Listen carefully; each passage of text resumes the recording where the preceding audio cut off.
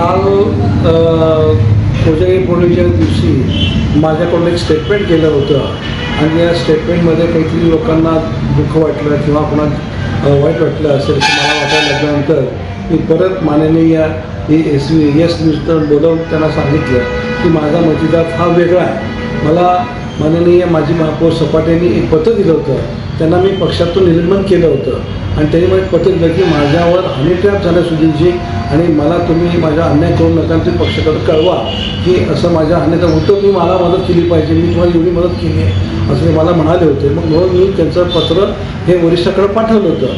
त्यांच्या निलंबनाची कारवाई किंवा काय असेल ते वरचे आमचे वरिष्ठ जे आहेत प्रदेश अध्यक्ष शशिकांत शिंदे किंवा शरद पवार साहेब बघतील.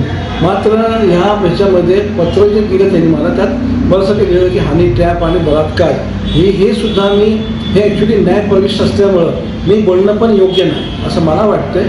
कारण की न्यायप्रविष्ट असताना माझ्यासारख्या एका अध्यक्षाने बोलणं पण योग्य नाही असं मला वाटलं. तर मी तो सुद्धा विषय आणलं की मी त्याबद्दल दिलगिरी व्यक्त केलेली आहे आणि जेव्हा ते होईल ते गुन्हा त्याचं काय आपल्याला देणं गेलं नाही.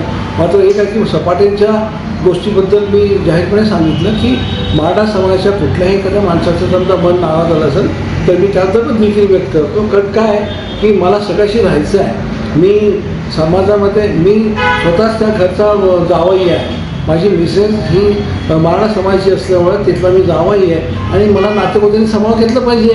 मी समजा काही चुकांनी मला सांगितलं पाहिजे. ही कुठली पद्धत आहे की मला नाराज सांगितलं जातं मी तुमचाच पाहुणा आहे. बरं मी काही चुकलं असेल तर मी आताही तुम्हाला सांगितलं की मी दिलगिरी व्यक्त करतो. मात्र त्यांच्या निलंबनाचं कार्य हे माझं नाही आहे, ते वरचं काम आहे.